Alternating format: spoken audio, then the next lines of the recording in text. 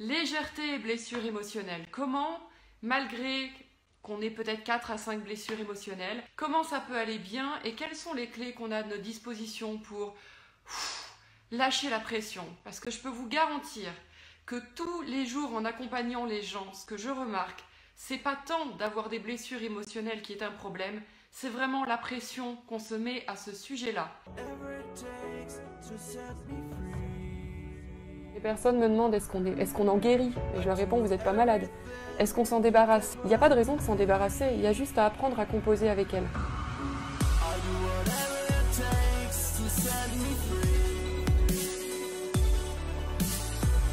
Cet ouvrage, il y a quand même la volonté, quelque part, d'un mieux vivre ensemble. C'est vraiment la raison d'être de mon travail. C'est pas parce que dans le passé j'ai vécu cet événement que c'est normal et obligatoire que je continue à le subir dans l'instant présent.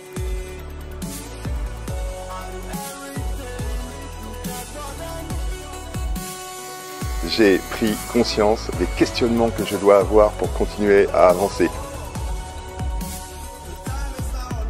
Ça a été un grand changement dans ma vie. J'ai réussi à vraiment comprendre ce qui se passait réellement. La première chose à faire, c'est toujours de contextualiser.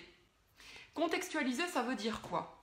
Ça veut dire que tous les jours, j'entends des gens avec leurs blessures qui font des généralités. Si une personne, donc comme dans le cas numéro 1, me dit « je n'arrive pas à m'ouvrir aux autres », c'est faux. Dans un certain contexte, c'est vrai.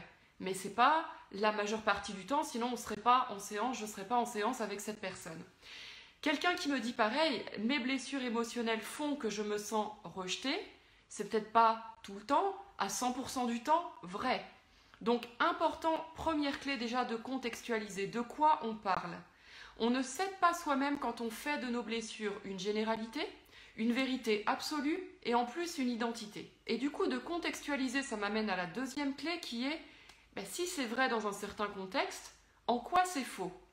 Donc si je prends l'exemple de mes blessures émotionnelles font que je n'arrive pas à m'ouvrir aux autres.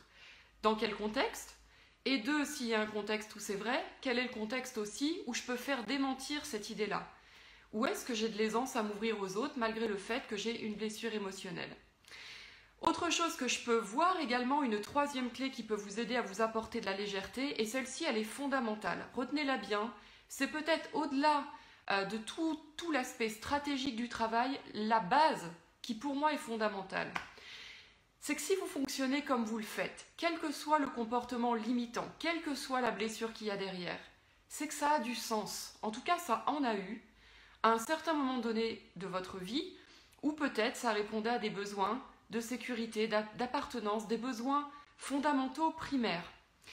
Et peut-être même que c'était un moyen qui vous permettait, dans un certain contexte, de pouvoir vous protéger, vous sécuriser, nourrir votre estime, la valeur que vous aviez de vous-même. Donc, c'est toujours de se rappeler en quoi ça m'a été utile par le passé. Donc, si par exemple, je reprends, j'ai du mal à m'ouvrir aux autres, dans un certain contexte, ben oui, mais avant de vouloir changer ça, c'est important de voir, ça fait quoi dans mon histoire de vie? En quoi ça a été intelligent à une période de ma vie de fonctionner comme je le fais encore aujourd'hui? En quoi ça m'a été utile? En quoi ça a eu du sens?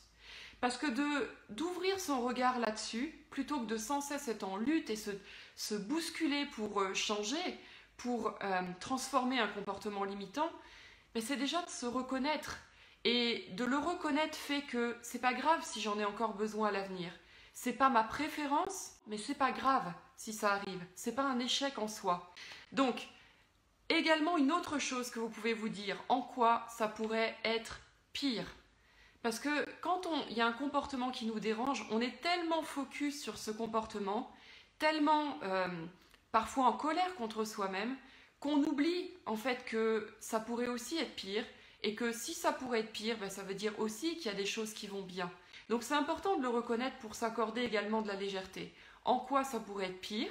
Et si ça pourrait être pire, ça veut dire quelque part qu'il y a des choses que je fais déjà bien. Le deuxième exemple, ce serait mes blessures émotionnelles me donnent l'impression d'être rejetée en permanence. Ça, c'est des choses que j'entends aussi régulièrement. Vous pouvez le dupliquer à me donne l'impression d'être abandonnée, pas soutenue, trahie, humiliée. Eh bien, en quoi ça pourrait être pire? Parce qu'il y a des chances que tu sois conditionné à voir les choses sous cet angle-là. Et donc, si tu pouvais encore plus être rejeté que ce que tu as l'impression maintenant, eh bien ça veut dire en soi qu'il y a plein de fois où tu es aussi moins rejeté que d'habitude et donc plus accepté que d'autres. J'aime beaucoup cette question, en quoi ça pourrait être pire, parce qu'elle sort les gens de ce fameux tunnel où ils sont complètement focus sur le comportement qui les dérange parce qu'ils sont émotionnels. Avoir des blessures émotionnelles ne définit en rien votre valeur. D'ailleurs, tous les êtres humains ont au moins 4 blessures émotionnelles. Et parmi tous les gens qui ont 4 blessures émotionnelles, eh bien, il y a des gens qui ont une confiance et une estime d'eux-mêmes plus forte que la norme. Donc avoir des blessures n'a jamais signifié forcément la fatalité d'avoir une confiance et une estime de soi basse. Je répète, contextualiser, de quoi on parle concrètement. Si on contextualise, en quoi c'est faux. Également d'aller voir quand ça a été vrai, en quoi ça a eu du sens, en quoi ça m'a été utile par le passé, de voir en quoi ça pourrait être pire. La dernière clé, c'est quelle que soit la situation, quel que soit le comportement qui vous limite, quelle que soit la croyance limitante, se rappeler en tout cas qu'il y a déjà une version de vous qui est à l'aise avec ça, qui vit ce qui m'apparaît comme une problématique beaucoup plus sereinement que ce que je vis aujourd'hui. Et donc du coup de me connecter à ça, déjà ça me rassure, de me dire que c'est pas parce que c'est un problème dans l'instant que ça en sera forcément un dans les instants qui viennent, de me dire que même l'adversité la plus difficile, le challenge le plus émotionnel pour moi, il y a déjà une version de moi qui sait être à l'aise avec ça, et de me dire potentiellement, si cette version de moi était maintenant dans l'instant présent réel, qu'est-ce que je pourrais faire à partir de ça? Comment je pourrais adapter la manière dont je réagis? C'est quoi la meilleure idée que j'ai maintenant par rapport à la problématique que je rencontre? Donc voilà les différentes clés que je voulais partager avec vous pour s'apporter un peu plus de légèreté. Pour les personnes qui m'ont dit pas facile du tout, mon métier n'est pas simple. Effectivement, accompagner les êtres humains, c'est pas simple. Par contre, se poser la question de en quoi ça pourrait être pire, c'est simple. Se poser la question de se dire qu'il y a une version de soi qui est déjà à l'aise avec le comportement qui nous limite, c'est simple. Ça demande juste de s'ouvrir à cette éventualité-là. Pour répondre à la question de Mathieu que j'ai vue tout à l'heure, si vous voulez prendre rendez-vous pour un coaching, vous passez déjà donc par notre service client latélébienveillante@gmail.com, puisque avant d'accompagner une personne, il y a toujours un entretien spécifique sur quels sont ses besoins, quelles sont ses attentes, et que je sache si les besoins et les attentes de la personne correspondent à ce que je sais faire en coaching. Merci à vous d'avoir suivi cette vidéo, partagez-la si elle vous a plu, et moi je vous retrouve très prochainement pour d'autres directs. Merci à tous de l'avoir suivi. Bye bye.